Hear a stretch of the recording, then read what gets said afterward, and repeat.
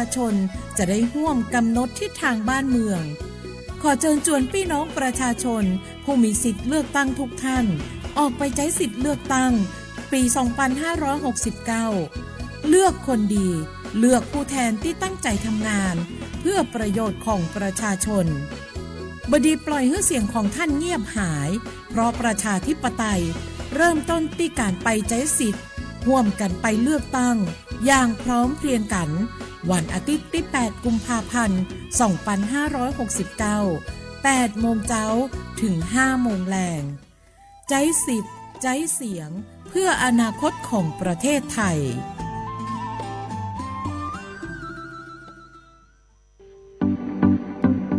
ขอเชิญคุณผู้ฟังพบกับรายการผู้ว่าราชการจังหวัดเชียงใหม่พบประชาชนรายการดีๆที่จะทำให้ทุกคนก้าวทันการพัฒนาจังหวัดเชียงใหม่เป็นประจำทุกวันศุกร์ช่วงเวลา 8 นาฬิกาถึง 9 นาฬิกาที่คลื่น FM 93.25 เมกะเฮิรตซ์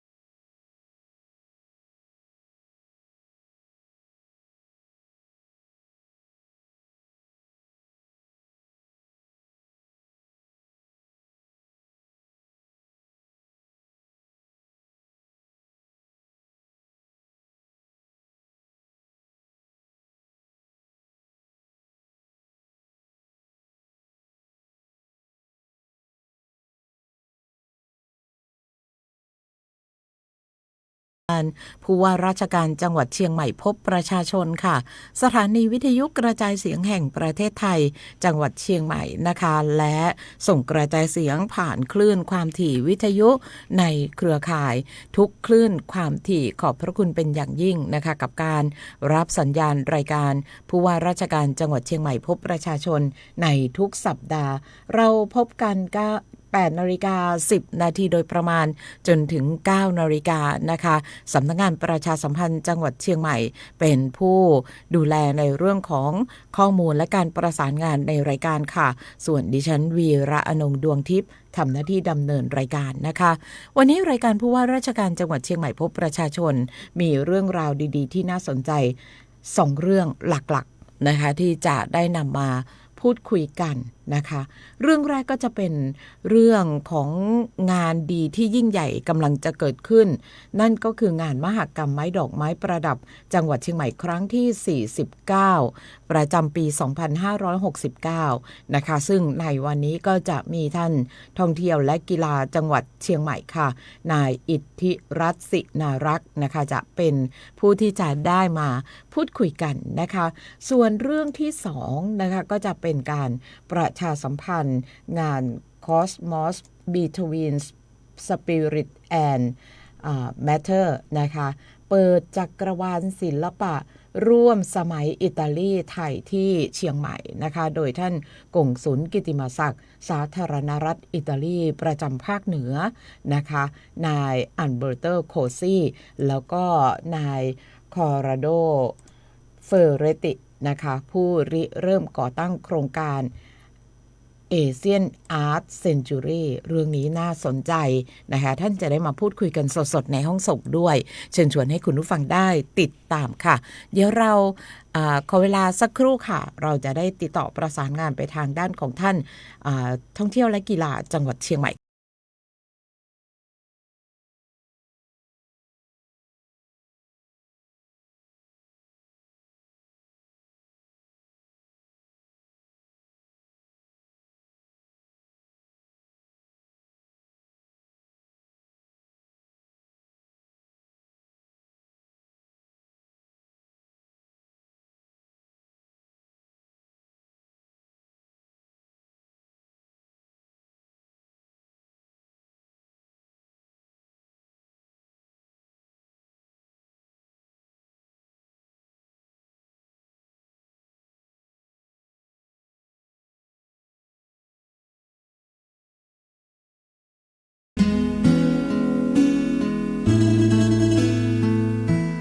และในช่วงนี้ค่ะท่านท่องเที่ยวและกีฬาจังหวัดเชียงใหม่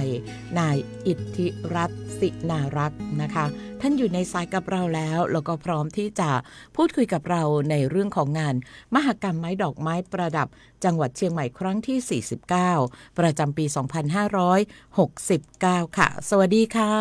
สวัสดีครับสวัสดีท่านผู้ชมทางบ้านด้วยครับค่ะวันนี้ค่ะต้องรบกวนท่านท่องเที่ยวและกีฬานะคะได้คุยกันถึงเรื่องของงานดีๆที่ยิ่งใหญ่ที่กำลังจะเกิดขึ้นในพื้นที่จังหวัดเชียงใหม่ของเราในวันที่14กุมภาพันธ์โดยเฉพาะไฮไลท์14กุมภาพันธ์นะคะในเรื่องของงานมหกรรมไม้ดอกไม้ประดับจังหวัดเชียงใหม่ครั้งที่49นะคะจะได้เรียนเชิญให้ท่านได้คุยถึงเรื่องของ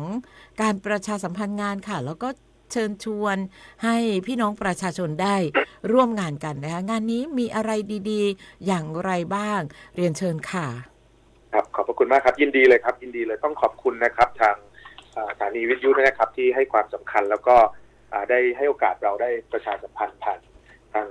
สื่อทางของกรมประชาสัมพันธ์นะครับก็สำหรับงานมหกรรมไม้ดอกไม้ประดับนะครับของจังหวัดเชียงใหม่ปีนี้เป็นปีที่49แล้วนะครับอีกปีหน้าก็จะครึ่งศตวรรษแล้วน่าจะ50ปีแล้วนะครับจัดกันมาอย่างยาวนานนะครับปีนี้เราจัดกันในวันที่13 14 15กุมภาพันธ์ที่จะถึงเนี่ยนะครับก็ปีนี้เรามีคอนเซปต์ในการจัดงานในเรื่องของแนวคิดว่าบุกผาราชินีก้องเกิดฟ้าล้ำเลอค่านครพิงค์นะครับปีนี้ก็จะเป็นปีที่เราเชื่อมโยงในเรื่องของการน้อมรำลึกแล้วก็ถวายนะครับความเคารพศรัทธาแก่พระนางเจ้าสิริกิติ์พระบรมราชินีนาถพระบรมราชชนนีพันปีหลวงนะครับโดยในคอนเซปต์ของงานเราปีนี้เราได้นำเรื่องราวของดอกไม้ที่เป็นพระนามของพระองค์ท่านมาร้อยเรียงด้วยนะครับถ้าหลายๆคนได้เห็นในโลโก้ของงานปีนี้เราจะเห็นเลยว่าดอกไม้ที่นำมาประดับอยู่ที่รูปขององค์พระธาตุดอยสุเทพเนี่ยก็จะมีกล้วยไม้กัทริยาควีนสิริกิติ์นะครับกุหลาบควีนสิริกิติ์ดอนย่าควีนสิริกิติ์บัวควีนสิริกิติ์แล้วก็โมกราชินีนะครับเพื่อเป็นการเทิดพระเกียรติของพระองค์ท่านด้วยนะครับก็ในส่วนวันที่14ก็จะเป็นไฮไลท์อย่างที่ท่านพิธีกรบอกเนาะก็จะมีเรื่องของการปล่อยขบวนนะครับรถบุพชาติหนึ่งเดียวของประเทศไทยนะครับที่มีการใช้ดอกไม้มาทำรถบุพชาติแล้วก็เป็นขบวนพาเหรดที่ยิ่งใหญ่ในระดับโลกเลยนะครับในตั้งแต่เวลา 6 นาฬิกาเนี่ยจะมีการเริ่มจัดขบวนนะครับแล้วก็ 7 นาฬิกา 30 นาทีก็จะมีการปล่อยขบวนตั้งแต่จวนผู้ว่าราชการจังหวัดเชียงใหม่นะครับไปจนถึงสวนบวกหาดนะครับในระยะทางที่จะผ่านที่ประตูท่าแพนะครับแล้วก็ไปจอดไว้ที่สวนบวกหาดให้ท่านได้ชมในวันที่15อีกวันหนึ่งก็จะมีการโชว์รถให้ท่านได้ดูทั้ง3วันครับค่ะนะคะก็เป็นความอลังการ ได้ข่าวว่ามีขบวนรถบุพชาติที่ร่วมงานถึง23ขบวนใช่ไหมคะใช่ครับก็จะแบ่งออกเป็นขบวนที่ร่วมขบวนโดยไม่ได้เป็นขบวนประกวดนะครับอยู่ที่7ขบวนนะครับก็จะมีของอบจ.มีของเทศบาลนครมีกองประกวดนางสาวเชียงใหม่คุ้มขอพรห้องเสื้อแฟนตาซีเชียงใหม่อุทยานหลวงราชพฤกษ์แล้วก็มีองค์การบริหารของไนท์ซาฟารีมาร่วมในขบวนที่ไม่ได้ประกวดนะครับแล้วก็มีอำเภอที่ส่งประกวดนะครับทั้งหมด16ขบวนนะครับทั้ง25อำเภอเพราะว่าบางอำเภอด้วยระยะทางอันไกลเนี่ยเขาก็จะรวมกันมาเป็นทีมเดียวกัน3อำเภอบ้างอะไรบ้างเป็น1ขบวนอะไรเงี้ยทั้งหมดแล้วก็คือ23ขบวนครับค่ะนะคะ23ขบวนอลังการแน่นอนสำหรับผู้ที่กำลังติดตามแล้วก็ไม่ว่าจะเป็นนักท่องเที่ยวชาวไทยชาวต่างชาติหลายท่านหลายคนค่ะมีความตั้งใจว่าเราจะมาชมงานมหกรรมไม้ดอกไม้ประดับมีการซื้อตั๋วจองตั๋วการเดินทางกันไว้ล่วงหน้าเลยนะคะเพื่อที่จะได้มาชมแล้วก็เก็บภาพความประทับใจในงานนี้นะคะอย่างที่ท่านกกท.บอกว่ามีเรื่องของดอกไม้ที่เป็นพระนามของพระองค์ท่านใช่ครับใช่ครับอันนี้ก็จะเป็นอะไรที่เชื่อว่าหลายท่านหลายคนก็อยากจะไปชมนะคะซึ่งขอเสริมนิดนึงครับขอเสริมนิดนึงก็คือปีนี้เราได้รับพระมหากรุณาธิคุณนะครับจากสมเด็จพระนิธิฐาธิราชเจ้ากรมสมเด็จพระเทพรัตนราชสุดาสยามบรมราชกุมารีนะครับพระราชทานถ้วยรางวัลในประเภทยอดเยี่ยมให้กับเรา เป็นอีกครั้งหนึ่งนะครับที่เราได้มีถ้วยพระราชทานในเรื่องของขบวนที่จะเป็นขบวนที่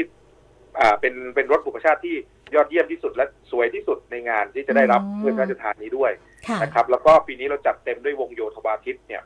นะครับสำหรับคนที่ชอบเรื่องของดนตรีที่เป็นวงโยธวาทิตเนี่ยปีนี้เราจัดเต็มมาถึง9โรงเรียนเลยนะครับมีสถาบันการศึกษามาร่วมกับเราไม่ว่าจะเป็นโรงเรียนยุพราชวัฒโนไทยนะครับวชิรวิทย์โกวิทดำรงแล้วก็รอบนอกก็มีสันทรายมีสันกำแพงนะครับแล้วก็มีเทพบดินทร์มีพระหฤทัยแล้วก็โรงเรียนบ้านท่าศาลามาร่วมกับเราด้วย9ขบวน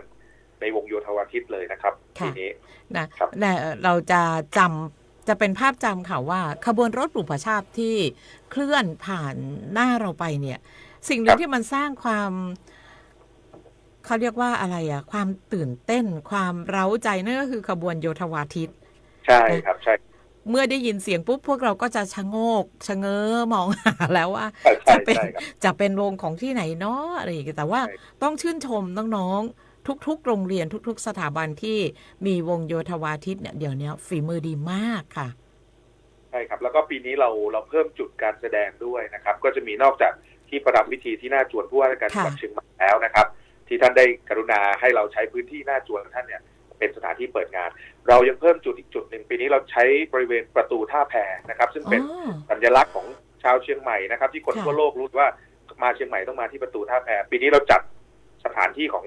ตรงโซนท่าแพเนี่ยให้เป็นจุดที่สามารถให้นักท่องเที่ยวไปชมได้เรามีอัศจรรย์ให้รองรับนักท่องเที่ยวแล้วก็มีจอ LED สำหรับถ่ายทอดสดตั้งแต่ขบวนเริ่มเดินออกมาให้สามารถชมตรงนั้นได้เลยแล้วก็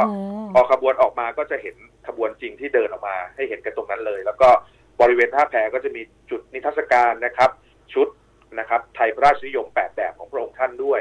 นะครับแล้วก็มีการจัดเป็นสถานที่สำหรับมีดนตรีที่จะเป็นออร์เคสตราเล็กๆสำหรับให้สร้างบรรยากาศให้กับเมืองในช่วงตลอดการจัดงานเลยครับค่ะนะคะซึ่งตอนนี้ก็ถือว่าทั่วถึงมากถึงแม้ว่าเราจะยืนรอดูอยู่ที่ประตูท่าแพแต่ว่าเราได้เห็นภาพบรรยากาศตั้งแต่เริ่มต้นกันเลยทีเดียวใช่ครับปีนี้ยินดีต้อนรับนักท่องเที่ยวมากๆอำนวยความสะดวกให้เต็มที่เราอยากให้ทุกคนมาเที่ยวเชียงใหม่จริงๆนะครับแล้วปีนี้ภาคีเครือข่ายพันธมิตรที่ร่วมจัดงานกันนะครับทุกองค์กรเลยทั้งภาครัฐและเอกชนเนี่ยปีนี้เราจัดเต็มเราอยากให้ทุกคนมาเชียงใหม่แล้วก็ประทับใจกลับไปในงานมหกรรมไม้ดอกไม้ประดับจริงๆเลยครับค่ะนะคะเชื่อว่าในทุกๆปีที่ผ่านมาค่ะรวมถึงปีนี้นักท่องเที่ยวหรือว่าพี่น้องประชาชนที่ไปร่วมงานนะคะก็จะประทับใจกับขบวนรถบุพชาติกับรูปแบบของการจัดงานเรื่องของการประดับประดาตกแต่งเมืองของเราให้งดงามไปด้วยดอกไม้นานาพันธุ์กันเลยทีเดียวนะคะก็อย่างที่ได้บอกค่ะว่าเป็นการร่วมมือกันหลายๆฝ่ายนะคะที่จะได้ร่วมกันทำให้เชียงใหม่เมืองเชียงใหม่เป็นเมืองที่สวยงามด้วยบุปผานะคะในช่วงของงานมหกรรมไม้ดอกไม้ประดับปีนี้น่ายินดีตรงที่พอเป็นเรื่องของดอกไม้แล้วยังตรงกับวันวาเลนไทน์ด้วยนะใช่ปีนี้เป็นถือว่าจังหวะดีมากแล้วก็ตรงกับวันวาเลนไทน์วันแห่งความรักเชียงใหม่เราก็ประกาศเรื่องของเมืองที่เป็นเมืองแห่งดอกไม้นะครับจากประวัติอันยาวนาน730ปีเมืองเชียงใหม่ด้วยนะครับปีนี้แล้วก็เรื่องราวของพี่น้องเกษตรกรที่อดีตเนี่ยคนเชียงใหม่เราทำสวนดอกไม้ทำดอกไม้เพื่อเป็นสินค้าในการส่งออกแล้วก็จำหน่ายในพื้นที่แล้วก็พอมันตรงกับเรื่องราวของวันแห่งความรักมันก็เลยทำให้ทุกอย่างเนี่ยดูเหมาะเจาะจริงๆครับปีนี้เหมาะเจาะจริงๆ4 กุมภาพันธ์ครับค่ะนะคะก็คงจะหอมตลบอบอวลด้วยกลิ่นของหมู่มวลดอกไม้นะคะแล้วก็ปีนี้เราโชคดีครับเราได้ภาคีเครือข่ายภาคเอกชนมาด้วยนะครับทุกสวนในจังหวัดเชียงใหม่เลยตอนนี้ขานรับกันมาไม่ว่าจะเป็นตั้งแต่ร้อยใจรักที่แม่อายเลยนะครับว้าวI Love Flower Farm นะครับราชพฤกษ์นะครับอุทยานราชพฤกษ์สวนพฤกษศาสตร์นะครับก็เปิดพื้นที่ในการจัดสวนดอกไม้สวยๆแม้กระทั่งมช.เองก็เปิดอ่างแก้วให้เราจัดเป็นสวนสวยๆให้ทุกไปตรงไหนก็สามารถถ่ายรูปกับดอกไม้ได้หมดเลยปีนี้นะครับแล้วก็อีเวนต์ต่างๆของเชียงใหม่เองนะครับไม่ว่าจะเป็นของทางอุทยานหลวงราชพฤกษ์ก็จะเปิดไปจนถึงวันที่28นะครับมีโขนวิจิตรในวันที่7 กุมภาพันธ์ที่จะถึงเนี่ยนะครับจะเป็นการโหมโรงก่อนของสวนพฤกษศาสตร์สมเด็จพระนางเจ้าสิริกิติ์ก็จะมีการแสดงโขนนะครับแล้วก็เดี๋ยวที่ทางท่านพิธีกรจะได้สัมภาษณ์ก็คืออาเซียนอาร์ตเนี่ยของกงสุลอิตาลีก็มาทำในเรื่องของดอกไม้กับมิวสิกนะครับแล้วก็หลังนั้นก็จะมีเรื่องของทานตะวันเฟสติวัลที่อำเภอดอยสะเก็ดก็จะเป็นคอนเสิร์ตที่เรื่องราวของดอกไม้ดอกทานตะวัน นะครับรวมถึงที่เราเปิดสวนกันไปแล้วไม่ว่าจะเป็นเอกะฟาร์มที่แม่แตงนะครับเราจะรับแม่อายอย่างเงี้ยทุกอย่างเลยของเชียงใหม่ปีนี้ทั้งเดือนกุมภาผมเชื่อเลยว่าเราพูดกันถึงแต่เรื่องดอกไม้แน่นอนแล้วมาเชียงใหม่ในเดือนกุมภาเนี่ยไม่ผิดหวังแน่นอนครับค่ะนะคะ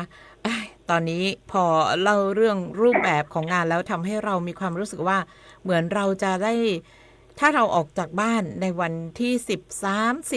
13-14กุมภาพันธ์เนี่ยเราจะได้เห็นแต่ความงดงามของดอกไม้ที่อยู่บริเวณรอบๆเมืองตัวเมืองเชียงใหม่ของเราใจกลางเมืองเชียงใหม่ของเรารวมถึงจุดที่มีการจัดแสดงจุดนิทรรศการที่ขวงประตูท่าแพนะก็เชิญชวนพี่น้องประชาชนกันเลยในช่วงนี้ค่ะให้ท่านมีอะไรที่จะเพิ่มเติมไหมคะก็นอกเมื่อกี้ก็อยากจะบอกนะครับว่าทั้งเทศบาลนครเชียงใหม่อบจ.การบริหารส่วนจังหวัดแล้วก็ท้องถิ่นนะครับอำเภอแล้วก็อบต.ตำบลต่างๆตอนนี้เราได้จัดสรรพื้นที่นะครับภาคเอกชนก็จัดสรรหน้าร้านในเรื่องของเอาดอกไม้มาประดับเพื่อจะเป็นเจ้าบ้านที่ดีต้อนรับนักท่องเที่ยวทุกท่านเราอยากเชิญชวนมาจริงๆครับแต่ว่าสิ่งที่เราอยากเน้นย้ำนะครับขอความร่วมมือทั้งคนเชียงใหม่เองพี่น้องชาวเชียงใหม่เองเราอยากให้เป็นเจ้าบ้านที่ดีนะครับแล้วก็นักท่องเที่ยวเองเราก็อยากให้วางแผนการเดินทางนิดนึงเพราะว่าช่วงนั้นเนี่ยจะเป็นช่วงที่มีการเดินทางเข้ามาเชียงใหม่เพื่อมาร่วมงานเนี่ยเยอะจริงๆนะครับแล้วก็จะมีการปิดถนนด้วยนะครับในบางส่วนนะครับอย่างวันที่13กุมภาเนี่ยก็จะเริ่มปิดถนนตรงจุดกลับรถที่โรงเรียนวัฒโนไทยพายัพนะครับตั้งแต่เวลา 15 นาฬิกานะครับก็จะเริ่มการปิดถนนเพื่อที่จะเริ่มจัดงานนะครับและวันที่14นะครับวันที่14ตรงหน้าจวนผู้ว่าไปจนถึงสวนบวกหาดเนี่ยจะเริ่มปิดถนนนะครับตั้งแต่เวลา 6 นาฬิกาไปจนถึงเวลาเที่ยงนะครับไปจนถึงตอนเที่ยงเพื่อที่จะจัดขบวนพาเหรดปิดถนนเพื่อเดินขบวนพาเหรดตรงนั้นนะครับเพราะฉะนั้นท่านต้องวางแผนการเดินทางกันนิดนึงแล้วก็พี่น้องประชาชนก็ต้องวางแผนล่วงหน้ากันนิดนึงนะครับแล้วก็วันที่13 14 15ในบริเวณสวนบวกหาดตรงนั้นเราก็จะมีการปิดถนนตลอดไปจนถึงเที่ยงคืนวันที่15เลยเพราะฉะนั้นก็อยากให้วางแผนครับโดยเฉพาะนักท่องเที่ยวครับตอนนี้เมื่อวานคุยกันกับทางภาคเอกชนในเรื่องของโรงแรมก็เริ่มแน่นละเริ่มมีการทยอยจองละใช่ครับเพราะฉะนั้นท่านที่จะมานะครับอยากให้วางแผนล่วงหน้ารีบจองครับแต่เชื่อมั่นเลยครับว่าถ้ามาแล้วรับรองว่ามีความสุขแล้วก็ประทับใจแน่นอนรวมถึงเราเตรียมที่จอดรถนะครับในวันที่14เนี่ยเราได้รับความร่วมมือจากในส่วนของห้างพันทิพย์พลาซ่านะครับก็จะมีพื้นที่จอดรถฟรีประมาณ200 คันนะครับในวันที่13 14 15ตั้งแต่เวลา16 นาฬิกาจนถึงเที่ยงคืนแล้วก็ในที่สวนบวกหาดนะครับท่านสามารถไปจอดได้ที่เซ็นทรัลแอร์พอร์ตเชียงใหม่นะครับทางเซ็นทรัลให้ความอนุเคราะห์เราท่านจอดฟรีได้เลยแล้วก็เราจะมีรถรางบริการจากเขียวสวยหอมที่จะนำส่งท่านนะครับแต่ว่าอาจจะเป็นรอบๆนะครับถ้าท่านสะดวกที่จะเรียกแกร็บเรียกอะไรท่านก็สามารถใช้บริการแกร็บหรือรถแดงได้นะครับแต่ว่าถ้าท่านรอบริการจากรถด่างก็สามารถรอได้อันนี้เป็นพื้นที่ที่เราจะอำนวยความสะดวกให้กับนักท่องเที่ยวครับค่ะในช่วงท้ายนะคะจะได้เรียนเชิญท่านได้เชิญชวนประชาสัมพันธ์นะคะเชิญชวนพี่น้องประชาชนร่วมงานนี้ค่ะครับก็อยากขอเชิญชวนนะครับนักท่องเที่ยวทั้งชาวไทยแล้วก็ชาวต่างประเทศเลยนะครับไม่ว่าจะเป็นเชื้อชาติไหนไม่ว่าจะเป็นคนประเทศไหนนะครับครั้งหนึ่งในชีวิตผมอยากให้ทุกท่านได้มาสัมผัสนะครับมหกรรมไม้ดอกไม้ประดับและปีนี้จัดเป็นปีที่49เพื่อฉลอง730ปีเมืองเชียงใหม่ด้วยนะครับเชียงใหม่เราตอนนี้เราสร้างบรรยากาศย้อมเมืองด้วยกลิ่นอายของมวลดอกไม้นะครับก็อยากเชิญชวนทุกท่านให้มานะครับชาวเชียงใหม่เราตอนนี้พร้อมเป็นเจ้าบ้านที่ดีมากนะครับยินดียิ่งแล้วแขกแก้วมาเยือนนะครับอยากต้อนรับทุกท่านแล้วก็อยากให้มหกรรมไม้ดอกไม้ประดับเนี่ยนะครับส่งต่อสู่สายตาชาวโลกนะครับแล้วก็ปีนี้อยากให้ท่านได้มาเยี่ยมชมนะครับแต่ถ้าไม่ทันปีนี้ปีหน้าผมก็อยากให้ท่านได้มาอีกในครั้งที่50เนาะก็ฝากนะครับนักท่องเที่ยวทุกท่านหรือคนเชียงใหม่เองที่มาเที่ยวงานหรือว่ามาสัมผัสงานปีนี้เรามีเรื่องของการวาดภาพด้วยนะครับประกวดวาดภาพแล้วก็ถ่ายภาพด้วยท่านสามารถส่งประกวดได้นะครับทั้งมือสมัครเล่นแล้วก็มืออาชีพนะครับฝากนิดนึงครับอยากให้ติดแฮชแท็กนะครับแฮชแท็กคำว่ามหกรรมไม้ดอกไม้ประดับจังหวัดเชียงใหม่ครั้งที่19หรือแฮชแท็กภาษาอังกฤษก็ได้ครับเชียงใหม่ Flower Festival 2026ครับผมอยากให้พี่น้องประชาชนชาวไทยเองหรือชาวต่างชาติเองได้ช่วยกันส่งต่อมหกรรมไม้ดอกไม้ประดับของชาวเชียงใหม่ครั้งที่19เนี่ยเพื่อให้ทั่วโลกได้สัมผัสว่าประเทศไทยเชียงใหม่เราเป็นเมืองที่มีความสุขและก็สวยงามพร้อมต้อนรับนักท่องเที่ยวจากทั่วโลกครับ ค่ะนะคะวันนี้ต้องขอบพระคุณมากๆนะคะสำหรับเรื่องของงานมหกรรมไม้ดอกไม้ประดับครั้งที่ 49 นะคะโดยท่านครับอิทธิรัตน์ศรีนารักษ์ค่ะท่องเที่ยวและกีฬาจังหวัดเชียงใหม่ขอบพระคุณเป็นอย่างยิ่งขอบค่ะพระคุณเช่นกันครับยินดีค่ะครับขอบคุณคค่ะรับขอบพระคุณค่ะสวัสดีค่ะ สวัสดีครับค่ะและนั่นก็เป็นเรื่องของการประชาสัมพันธ์งานมหกรรมไม้ดอกไม้ประดับจังหวัดเชียงใหม่ครั้งที่ 49 ประจำปี 2569 นะคะวันนี้ก็จะพักกันสักครู่กับช่วงของเล่าเรื่องเมืองเชียงใหม่เดี๋ยวกลับมาเข้าสู่ช่วงที่ 2 ของรายการและงานดีๆที่เราได้พูดคุยกันไว้ค่ะเล่าเรื่องเมืองเชียงใหม่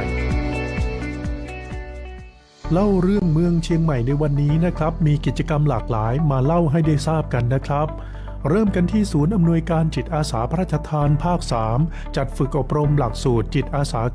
904 หลักสูตรพื้นฐานภาค 3 รุ่นที่ 6 ประจำปี 2569 ระหว่างวันที่ 3-20 กุมภาพันธ์ 2569 มีข้าราชการพลเรือนทหารตำรวจประชาชนและนักเรียนนักศึกษาจาก 17 จังหวัดภาคเหนือเข้ารับการฝึกอบรมจำนวน 200 คนโดยมีพลโทวรเทพบุญยะแม่ทัพภาคที่ 3 มาเป็นประธานนะครับและมีผู้ว่ารัฐพลนราดีศรร่วมเป็นเกียรติในพิธีเปิดด้วยครับเน้นการฝึกปฏิบัติรวมทั้งการบรรยายจากวิทยากรผู้ทรงคุณวุฒิโดยแบ่งการฝึกอบรมเป็น 5 หมวดวิชาไม่ว่าจะเป็นการพัฒนาบุคลิกภาพวิชาอุดมการณ์และสถาบันพระมหากษัตริย์องค์ความรู้จิตอาสาวิชาองค์ความรู้หลักปรัชญาเศรษฐกิจพอเพียงและการศึกษาดูงานตามสถานที่สำคัญของจังหวัดเชียงใหม่ครับกกต.เชียงใหม่จัดกิจกรรมบิ๊กเดย์รณรงค์เลือกตั้งสสและออกเสียงประชามติที่ลานพระบรมราชานุสาวรีย์3 กษัตริย์เพื่อกระตุ้นให้ชาวเชียงใหม่ออกมาใช้สิทธิ์เลือกตั้งกันเยอะๆไม่น้อยกว่า 83% ครับโดยผู้ว่ารัฐพลนราดีศรนำทีมหน่วยงานองค์กรต่างๆภาคประชาชนนักเรียนนักศึกษาร่วมเดินขบวนรณรงค์ตั้งแต่ลานพระบรมราชานุสาวรีย์3 กษัตริย์ไปจนถึงขวงประตูท่าแพเลยครับก็หวังว่าชาวเชียงใหม่ที่มีสิทธิ์เลือกตั้งจะได้พากันออกไปใช้สิทธิ์กันให้เยอะๆเพื่อพัฒนาบ้านเมืองของเรานะครับตำรวจภูธรภาค 5 ร่วมกับตำรวจภูธรจังหวัดเชียงใหม่จัดโครงการอบรมวิทยากรต้นแบบตำบลยั่งยืนมุ่งแก้ปัญหายาเสพติดแบบครบวงจรมุ่งลดและป้องกันปัญหายาเสพติดในพื้นที่อย่างต่อเนื่องนะครับผู้ว่ารัฐพลนราดีศรก็ได้ไปเป็นประธานในการเปิดโครงการมีข้าราชการตำรวจในสังกัดตำรวจภูธรจังหวัดเชียงใหม่และหน่วยงานที่เกี่ยวข้องในพื้นที่เข้าร่วมเพื่อพัฒนาศักยภาพผู้เข้ารับการอบรมให้สามารถนำความรู้และทักษะที่ได้รับไปใช้ในการปฏิบัติงานครับซึ่งชุดปฏิบัติการควรมีทักษะความรู้และความเข้าใจในกระบวนการดำเนินงานในพื้นที่เพื่อเสริมสร้างความเข้มแข็งให้ชุมชนการเฝ้าระวังป้องกันและร่วมกันแก้ไขปัญหายาเสพติดอย่างต่อเนื่องต่อไปครับคณะนักกีฬานักเรียนนักศึกษาตัวแทนเขต 5 ของจังหวัดเชียงใหม่และผู้ฝึกสอนได้เข้าพบผู้ว่าราชการจังหวัดเชียงใหม่ก่อนเดินทางไปร่วมการแข่งขันกีฬานักเรียนนักศึกษาแห่งชาติครั้งที่ 45 คนบุรีรัมย์เกมส์ระหว่างวันที่ 4-12 กุมภาพันธ์ 2569 ที่จังหวัดบุรีรัมย์ผู้ว่ารัฐพลได้ให้โอวาทและกล่าวชื่นชมน้องๆที่สามารถก้าวเข้าสู่สนามการแข่งขันระดับประเทศได้และขอให้นักกีฬาทุกคนได้ยึดหลักรู้แพ้รู้ชนะรู้อภัยให้มีน้ำใจนักกีฬาและใช้ความสามารถที่ได้ฝึกฝนมาสร้างชื่อเสียงให้กับตนเองและจังหวัดเชียงใหม่ต่อไปก็ขอเชิญชวนชาวเชียงใหม่ร่วมส่งกำลังใจให้กับตัวแทนนักกีฬานักเรียนนักศึกษาแห่งชาติของจังหวัดเชียงใหม่กันนะครับผู้ว่ารัฐพลและคุณวิยดานราดีศรนายกเหล่ากาชาดจังหวัดเชียงใหม่ได้ร่วมมอบรางวัลแก่ผู้ที่ถูกรางวัลสลากกาชาดการกุศลจังหวัดเชียงใหม่นะครับรางวัลที่ 1เป็นทองคำแท่งน้ำหนัก50 บาท 50 สตางค์ผู้โชคดีก็คือคุณพิมพ์รัตน์ชาวอำเภอสันทรายรางวัลที่ 2คุณสมพรฟองมูลได้รับรถยนต์ไฟฟ้าดีพอและรางวัลที่ 3คุณลัดดาวันคงเมืองได้รับรถยนต์ไฟฟ้า MG รุ่น MG4 ส่วนรางวัลอื่นๆก็สามารถติดต่อรับได้จนถึง 23 กุมภาพันธ์นี้นะครับ ก็ต้องขอแสดงความยินดีกับผู้โชคดีทุกท่านและขอบคุณที่ได้ร่วมอุดหนุนสลากและร่วมทำบุญในครั้งนี้รายได้จากการจำหน่ายสลากกาชาดส่วนหนึ่งก็จะนำไปใช้ในการช่วยเหลือบรรเทาทุกข์ผู้ยากไร้ผู้ด้อยโอกาสและผู้ประสบภัยเพื่อสร้างประโยชน์และคุณภาพชีวิตที่ดีแก่ประชาชนชาวเชียงใหม่ต่อไปครับจังหวัดเชียงใหม่โดยสำนักงานประชาสัมพันธ์จังหวัดเชียงใหม่ได้มีการจัดแถลงข่าวต่อสื่อมวลชนจังหวัดเชียงใหม่ครั้งนี้จัดนอกสถานที่ที่เรือนริมน้ำอบจ.เชียงใหม่ซึ่งผู้ว่ารัฐพลได้เป็นประธานในการแถลงข่าวนะครับมีหลากหลายประเด็นที่น่าสนใจไม่ว่าจะเป็นเรื่องของการเตรียมความพร้อมการจัดการเลือกตั้งและออกเสียงประชามติการประชาสัมพันธ์การจัดงานมหกรรมไม้ดอกไม้ประดับความคืบหน้าการนำเสนอเอกสารเชียงใหม่สู่มรดกโลกและอีกหลายเรื่องซึ่งสื่อมวลชนก็จะได้นำข่าวสารไปขยายผลและเผยแพร่ต่อไปนะครับสำหรับหน่วยงานองค์กรที่สนใจเข้าร่วมการแถลงข่าวท่านก็สามารถติดต่อประสานงานได้ที่สำนักงานประชาสัมพันธ์จังหวัดเชียงใหม่ได้เลยครับ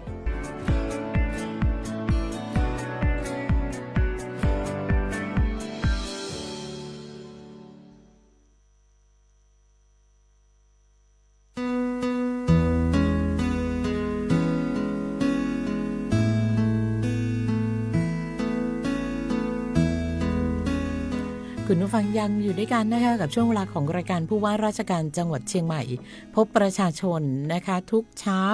วันศุกร์ 8:10 น.โดยประมาณจนถึง 9:00 น.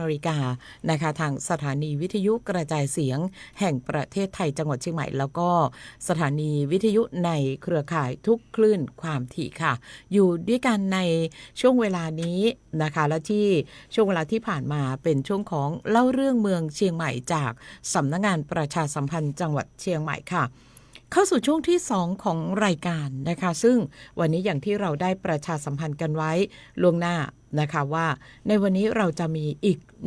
1งานที่น่าสนใจมากนะคะนั่นก็คืองาน Cosmos Between Spirit and Matter นะคะเปิดจักรวาลศิลปะร่วมสมัยอิตาลีไทยที่เชียงใหม่นะคะซึ่งในวันนี้ค่ะเราได้รับเกียรติอย่างยิ่งนะคะจากท่านกงสุลกิติมศักดิ์สาธารณรัฐอิตาลีประจำภาคเหนือนะคะนายอันเบอร์โตโคซี่นะคะและนายคอร์โดเฟอร์เรตินะคะผู้ริเริ่มก่อตั้งโครงการ Asian Art Century นะคะAsian Art Century จะมาอยู่ที่จังหวัดเชียงใหม่ในรูปแบบไหนอย่างไรตอนนี้ขออนุญาตต้อนรับผู้ร่วมรายการทั้ง2ท่านสวัสดีค่ะครับสวัสดีครับอันแรกนะอยากการแสดงนะขอบคุณนะฮะที่เปิดไมค์นะฮะที่ให้เรามีโอกาสที่อธิบายนะจะกำลังทำอะไรนะฮะอันที่สองคือขอโทษนะฮะคือภาษาไทยก็ยังไม่สูงนะฮะอาจจะเป็นยากนิดหน่อยนะแต่จะออกความพยายามอย่างนี้นะฮะคือผมในฐานะนะฮะที่เป็นคอนซูลกิติมศักดิ์ของอิตาลีนะฮะในเชียงใหม่นะฮะคือผมการสนับสนุนเรื่องศิลปะนะในเชียงใหม่มากมายนะฮะเฉพาะนะศิลปะมาจากอิตาลีนะฮะคือ2 ปีที่แล้วนะเรามีงานของ Movie Festival นะอันนี้นะฮะแล้วก็ร่วมมือนะกับคุณคอราโดคือเพื่อนผมนะที่นี่คือนั่นใกล้ที่นี่นะฮะร่วมมือทำArt Asian Century นี่นะ Art Asian Century คืออะไรจริงๆนะฮะเป้าหมายของเราคือเป็นช่วยคนyoung artist นะคนทำอาร์ตนะที่ยังไม่มีชื่อเสียงยังไม่มีใครทราบนะคนโคโลนังใครและอย่างนี้นะแล้วก็ให้เขามีโอกาสที่ทำ exhibitionเพื่อให้เป็นทุกคนรู้จักนะคนเหล่านั้นจะเป็นใครและอย่างนั้นอะไรนอกจากนี้คือให้เขามีโอกาสที่ไปที่อิตาลีด้วยคือหมายความว่าคือมีในทุกคนนะที่การแสดงนะเราจะเลือกนะฮะ4-5-6 คนนะฮะที่ไปที่อิตาลีที่ มีการโอกาสที่การแสดงในปาราติสซิมานะฮะในปาราติสซิมาเป็นอาร์ตแกลเลอรี่ในตูรินภาคเหนือนะของอิตาลีนะครับปีที่แล้ว last year how many people did they go to Italy?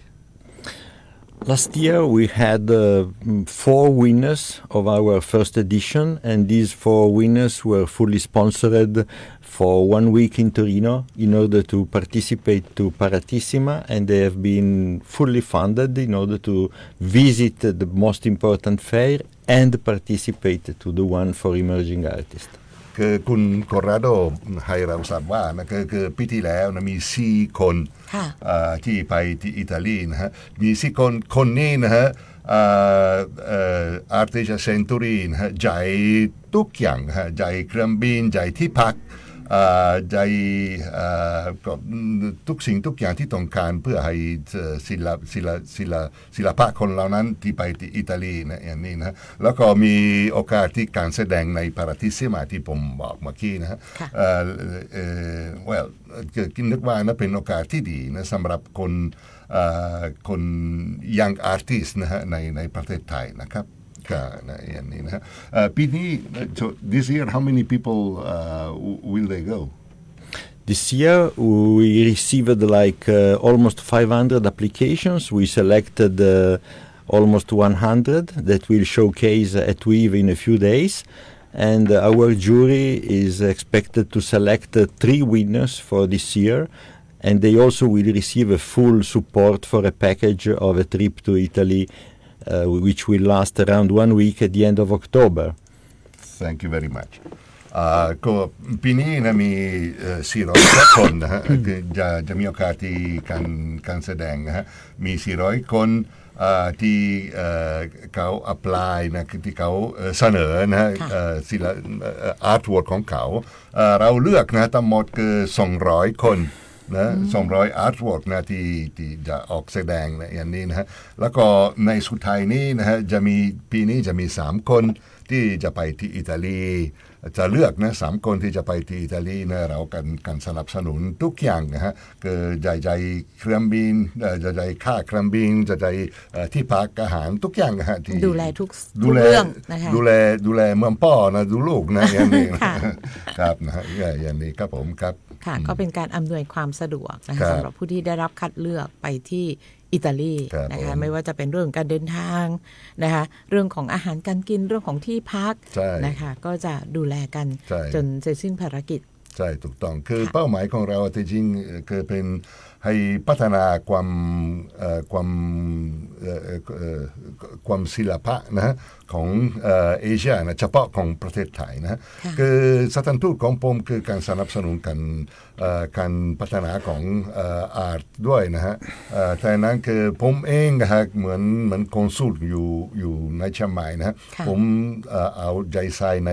ในโปรเจกต์นี้นะเต็มที่เลยนะอย่างนี้นะโดยความยินดีใหญ่นะครับผมนะครับคือ exhibition มี2 รอบนะครับ so when do we have the exhibition the time and where and what Yes, so last year we had only 3 days at WIV, so it was an art fair, very short, while this year we have a real festival of art, and we have 2 days in One Niman. So at One Niman there will be live performance, either of painters and of performers in the evening. คือปีที่แล้วคือมีเป็นปีที่แล้วก็เป็นครั้งแรกนะปีที่แล้วคือมีแค่3 วันที่ในสถานที่ก็เป็นWIVวันนิมานหรือเปล่าไม่ปีที่แล้วนะปีที่แล้วครับกำลังพูดกับเรื่องปีที่แล้วคือมีแค่3 วันที่WIV Artisan Cafe นะฮะแถววัวไหลนะฮะแถวถนนวัวไหลนะแถวที่นู้นนะฮะปีที่นี้นะฮะจะเป็นยาวกว่านิดนึงนะฮะคือแต่มีการแสดง2 สถานที่นะฮะสถานที่แรกนะจะเป็นที่วันนิมานวันนิมานนี่จะเป็นวันที่7วันที่8นะอย่างนี้นะพรุ่งนี้กับมะรืนนี้นะฮะในวันนิมานจะมีจริงจะมีการแสดงคือหมายความว่าคือศิลปะจะ จะทำงานon location นะอย่างนี้นะจะการแสดงวิธีนะที่ทำอาร์ตในโลเคชั่นในวันนิมันเลยนะอย่างนี้นะมีหนึ่งคนนะมาจากอิตาลีนะ so which performance are we going to have in One Niman? In One Niman, there will be daily performance of painters, and in the evening we have 2 rounds of performance. The first evening, day 7, we have dance performance at 6:30 and 8:30, and on day 8 we have performance from an Italian of music, digital music creator, where he is taking the sounds from the vibration of the plants. So it's called biosonification. That's very interesting performance. Biosonification, because the sound is taken from the vibration of plants. อันนี้น่าสนใจนะเดี๋ยวอธิบายให้ฟังว่านะโอเคนะที่ในวันนี้มานี่นะคือทั้งวันจะมีคนมีศิลปะที่การแสดงนะท่านะครับอาร์ตของเรานะแต่ต้นเย็นนะฮะ6 โมงครึ่งนะฮะต้นเย็นจะมีวันที่7นะครับวันพรุ่งนี้นะจะมีการแสดงของเขาดูก่อนนี่ภาษาไทยก็ไม่แน่ dancing นะฮะอย่างนี้นะภาษาไทยว่าอย่างไรการโชว์เต้นรับเต้นฮะอย่างนี้ครับนะเต้นใจถูกต้องนะอย่างนี้เต้นฮะแต่วันที่8นะน่าสนใจจริงๆนะมีเป็นอาร์ติสต์นะมีศิลปะมาจากอิตาลีนะคนนี้เป็นมิวสิชันนะฮะทำการแสดงดนตรีนะแต่ดนตรีนี่ก็มาจากที่ไหนนะมาใช้เป็นnormal instrument นะมาจากต้นไม้นะเขามีวิธีนะที่ทำvibration ของต้นไม้ต้นดอกไม้หรือใบไม้ด้วยนะมีเขาว่ามีvibration แล้วเขาเอา vibration นี้ออกจากดอกไม้แล้วก็มีแบบมี sound มี music นะมาจากนี่นะผมเหมือนกันไม่เคยเห็นนะก็อยากไปดูนะอยากไปเห็นเพราะนึกว่านะคือก่อนนี้น่าสนใจครับผมค่ะก็น่าไปชมน่าไปดูนะคะคุณผู้ฟังพรุ่งนี้เริ่ม7-8 กุมภาพันธ์เริ่มพรุ่งนี้นะคะที่วันนิมานนะคะก็จะมีทั้งการแสดงศิลปะมีการโชว์นะคะโชว์ผลงานต่างๆมีการผลิตผลงานที่สถานที่จัดงานตรงนั้นเลยนะคะแล้วก็ในช่วงค่ำๆก็จะมีการแสดงต่างๆโชว์ต่างๆนะคะลีลาศการเต้นรำนะคะต่างๆที่จะมีขึ้นในงานนี้ด้วยครับผมค่ะแม่งครับนะแล้วก็อันนี้วันที่8วันที่7และก็ที่8นะแล้วก็มีวันที่12 13 14 15นะฮะจะเป็นเปิดประตูนะ Open Door Show Gallery นะฮะใน Weave Artisan Cafe นะฮะแถววัดนาตารานนะฮะแถววัดนาตารานแถวบัวลายนะฮะWith Artisan Society นะก็ต้องนะ With Artisan Society นะนี่สำคัญมากนะ and so ก็ถามคุณโคราโดนี่นะฮะso 12 to up to 15 what will happen in with Artisan Society from 12 to 15 we have the real fair 4 days with around 80 painters and digital creators, because it's a mix of digital installations and traditional paintings, very contemporary, very modern, and not just paintings, but also we have a lot of events, like we have wine tasting, we have presentation of books, we have seminars, we have dance in the evening, and we have concert. So it's 4 days that not just showcase art and digital art, but also we have many events every day. อันนี้มาแปลยาวนิดหน่อยนะแต่คือในภายใน4 วันนี้นะครับมีอีเวนต์มากมายนะฮะคือไม่ใช่คือคนไปดูอย่างเดียวนะฮะไปดูศิลปะอย่างเดียวนะฮะแต่จะมีอีเวนต์ด้วยนะฮะจะมีอีเวนต์ เรื่องหนังสืออีเวนต์เรื่องอาหารของอิตาลีนะฮะเรื่องของรำด้วยนะอย่างนี้นะฮะแล้วก็ exhibition เป็นศิลปะแบบใดนะเป็นศิลปะแบบคลาสสิกนะฮะคือมีเป็น painting นะอย่างเดียวนะแต่น่าสนใจจะมีดิจิทัลอาร์ตด้วยนะฮะเราเน้นนะฮะในเรื่องดิจิทัลอาร์ตเพราะว่าคือเป็นอาร์ตของปัจจุบันของเรานะอย่างนี้นะฮะแล้วก็ the new generation นะ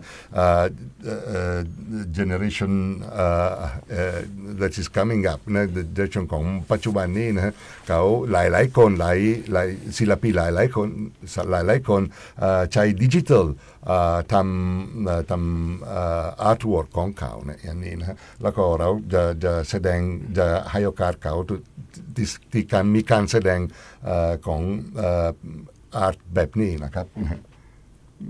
ครับผมครับอย่างนี้ฮะค่ะนะคะนี่ก็จะเป็นส่วนหนึ่งของการแสดงนะคะเป็นการโชว์แกลเลอรี่นะคะซึ่งในงานนี้ก็จะมีทั้งเรื่องของหนังสือมีเรื่องของอาหารอิตาลีนะคะมีเรื่องของการแสดงแล้วก็การแสดงดิจิทัลอาร์ตซึ่งก็จะให้การสนับสนุนส่งเสริมกันเป็นพิเศษอยู่แล้วในงานนี้12 ถึง 15 กุมภาพันธ์ใช่แล้วครับใช่นะฮะแต่นั้นคือเราก็ชวนทุกคนก็ไปเยี่ยมนะฮะอันนี้เป็นโอกาสที่ดีนะที่การสนับสนุนแล้วก็ช่วยนะฮะเป็นคนศิลปะนะฮะศิลปินนะฮะศิลปินคือเราทราบว่านะคือบางครั้งก็ไม่มีโอกาสนะที่ออกความแสดงของอาร์ตวอร์กของเขานะอย่างนี้นะแต่เราก็โดยความยินดีใหญ่นะฮะที่รับเปิดประตูให้เขาให้ทุกคนนะฮะทุกคนที่มี value นะฮะที่ให้โอกาสที่ให้ดูนะartwork ของเขานะครับแต่นั้นคือเราก็เชิญทุกคนก็ร่วมแล้วก็ไปดูนะฮะอย่างนี้นะครับค่ะนะคะก็งานนี้ก็ต้องเชิญชวนสำหรับผู้ที่สนใจในเรื่องของงานอาร์ตต่างๆนะคะรวมถึงศิลปินในบ้านเราค่ะศิลปินบ้านเราที่อย่างที่บอกว่าโนเนมยังไม่มีใครรู้จักแต่มีผลงานเป็นของตัวเองสามารถที่จะสืบสานถ่ายทอดผลงานศิลปะอาร์ตเหล่านี้นะคะก็สามารถที่จะไปร่วมงานนี้ได้ด้วยเช่นกันครับใช่นะครับนะคะก็เป็นโอกาสที่ดีของคนเชียงใหม่นะคะศิลปินเชียงใหม่หรือว่าศิลปินบ้านใกล้เรือนเคียงก็สามารถที่จะมาร่วมงานกันได้ภาคเหนือนะฮะภาคเหนือภาคมาได้ทั้งภาคเหนือเลยนะคะมาร่วมงานกันนะคะซึ่งถือว่าเป็นโอกาสที่ดีเนาะเผื่อว่าเราจะมีโอกาสที่จะก้าวล้ำเข้าไปจนขึ้นสูงขึ้นไปอีก1ระดับครับนะคะคือมีคุณโคราโดอยากให้เราทราบว่านะฮะVolevi dire qualcosa? I am very proud to say that this is a social project because the artist will not pay for the space, the public will have a free entrance, and this project does not depend on public money. And we have been supported by the promotion by our partners, but the project is fully funded by us. So it's really a social initiative, and we are very proud that we can give visibility to the artist. คุณโคราโดเน้นในข้อว่าคือโปรเจกต์นี้นะฮะเป็น fully funded ของมาจาก private party นะอย่างนี้นะคือคนที่ไปดูนะเป็น free entrance คนที่ศิลปินที่การแสดงไม่สนใจอะไรนะไม่สนใจสักอย่างเลยนะฮะทุกสิ่งทุกอย่างก็เป็นฟรีเลยนะฮะอันนี้เป็นinitiative Art Asia Century นี่นะเป็นโปรเจกต์นะที่การสนับสนุนอาร์ตภาคเหนือนะอย่างนี้ในประเทศไทยนะด้วยนะในอนาคตนะถ้าจะขยันในประเทศไทยนะแต่เป็น private funding นะคือไม่คนที่ออกแสดงแล้วก็มาเยี่ยมนะไม่สนใจอะไรนะครับผมก็ฟรีทั้งหมดนะครับผมอันนี้ฟรีตลอดงานนะคะฟรีตลอดงานซึ่งเชื่อว่าศิลปินทุกท่านหรือว่าผู้สนใจทุกคนที่เข้าไป เที่ยวชมงาน ใช่เป็น ก็จะได้อะไรเยอะแยะมากมายเลย ไม่ว่าจะเป็นไอเดียต่างๆความคิดสร้างสรรค์ในการที่จะไปสร้างสรรค์ผลงานกันต่อ ครับ นะคะเป็นแนวทางหรือว่าอาจจะไปพูดคุยกับศิลปินผู้ที่มาโชว์งานได้ด้วย ใช่ถูกต้องนะอย่างนี้นะเป็นโอกาสที่มารู้ภาษาไทยนะ confrontation นะคือสำหรับ confrontation คือศิลปินร่วมกันแล้วก็คุยกันนะอย่างนี้ แลก นะ เปลี่ยนความคิดเห็น ใช่เปลี่ยนความคิดเห็นถูกต้องเลย ค่ะ นี่นะใช่นะอย่างนี้ถูกต้องเลย ค่ะ เป็นโอกาสที่ดีนะและเป็นโปรเจกต์นะเป็น social project นะที่การสนับสนุนอาร์ติสต์นะอย่างนี้ศิลปินอย่างนี้นะครับผม ค่ะ อันนี้ก็จะย้ำกันอีกครั้งว่าเป็นโอกาสที่ดีของพวกเราเลยนะ ครั คะ บ งานนี้ไม่ได้มีบ่อย ปีละครั้ง ๆ และนี่ก็เป็นการเลือกที่จะมาจัดที่จังหวัดเชียงใหม่ด้วย ครับใช่ครับนะเป็นโอกาสสำหรับเชียงใหม่ด้วยแต่จริงคือผมอาศัยอยู่เชียงใหม่23 ปีแล้วนะฮะแล้วก็คือผมก็เป็นเมืองของผมนะครับเป็นลูกเชียงใหม่นะฮะ จะเป็นคนเชียงใหม่แล้วนะคะ เป็นคนแม่นนะครับ ผมมียินดีใหญ่ที่สุดนะฮะที่มีโอกาสนี้นะที่ช่วยนะฮะที่ร่วมมือนะฮะที่ช่วยคนมีชื่อมีการแสดงนะในข้อนี้นะฮะขอโทษนะครับนะอย่างนี้ครับขอโทษนะภาษาผมยังแต่ไม่แต่23 ปีแต่ภาษายังไม่ถึงนะฮะ เก่งมากค่ะ ไม่ยังไม่ถึงเรานั้นนั่นแหละครับ ค่ะยังเก่งมากเลย ครับ นะคะวันนี้ก็สามารถที่จะมาประชาสัมพันธ์งานดี ครับ ๆหนึ่งงานเพื่อพี่น้องประชาชนคนเชียงใหม่แล้วก็คนภาคเหนือนะคะซึ่งก็ติดตามรายการของเรากันทั่วทุกสารทิศค่ะไม่ว่าจะเป็นช่องทางของทางวิทยุนะคะสถานีวิทยุกระจายเสียงแห่งประเทศไทยจังหวัดเชียงใหม่แห่งนี้หรือว่าวิทยุในเครือข่ายของเราทุกคลื่นความถี่รวมถึงทาง Facebook Live นะคะสวทเชียงใหม่ PRD เราก็ได้ร่วมไลฟ์รายการนี้เพื่อที่จะเผยแพร่กันต่อไปคุณผู้ฟังสามารถที่จะติดตามย้อนหลังได้นะคะวันนี้ต้องขอบพระคุณมากๆมีอะไรที่จะส่งท้ายสำหรับพี่น้องประชาชนคนเชียงใหม่ไหมคะ ส่งท้ายคือ ฝากอะไรถึงพี่น้องประชาชนคนเชียงใหม่ ก็คืออย่างนี้คืออาจจะเป็นโอกาสที่ดีนะฮะคือในถ้าร่วมนะฮะในมาแวะมาเยี่ยมนะฮะอย่างนี้นะเพราะว่านะคือการสนับสนุนคือเป็นศิลปินด้วยนะฮะศิลปินถ้าประชาชนเกิดมาเยี่ยมนะคือเป็นวิธีนะที่การสนับสนุนกรนานที่มีการแสดงที่ออกนะอย่างนี้นะแต่นั้นคือเราก็เชิญทุกคนนะฮะก็ร่วมมือแล้วก็ไปดูนะครับไปเยี่ยมนะอย่างนี้เป็นฟรีทุกอย่างบางครั้งก็มีโอกาสที่ชิมอาหารอิตาลีด้วยนะแล้วก็น่าจะอร่อยนะครับ ค่ะนะคะเราก็โอกาสที่ดีเนาะบางทีเราอาจจะมีโอกาสได้ไปชิมอาหารอิตาลีกันด้วยมีไวด้วยนะว้าว ค่ะค่ะวันนี้ต้องขอบพระคุณเป็นอย่างยิ่งนะคะโอกาสหน้าเราก็คงจะได้กลับมาพูดคุยกันใหม่ And คุณ Corrado, you ได้ want ค่ะ to say thank you? We want to say that. Oh yes, I want to express my gratitude for this city for hosting me and for hosting this event. I chose Chiang Mai when I decided that I wanted to live abroad, and I am very happy about the way that this city is hosting and supporting our event. I really feel like Chiang Mai. Okay. คือน่ารักจริงๆนะก็ว่าคือคุณโคราโดว่านะขอบคุณเชียงใหม่นะคือ